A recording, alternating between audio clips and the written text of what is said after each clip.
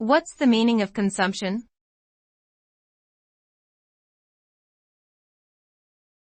Consumption.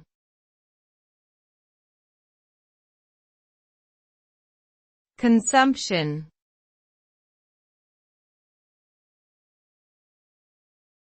Consumption.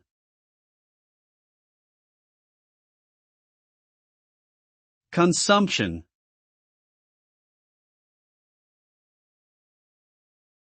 Consumption refers to the act of using or consuming goods and services. It encompasses a wide range of activities, including everything from eating and drinking to buying clothes and transportation. The level of consumption in a particular society is often used as a measure of its economic prosperity and standard of living.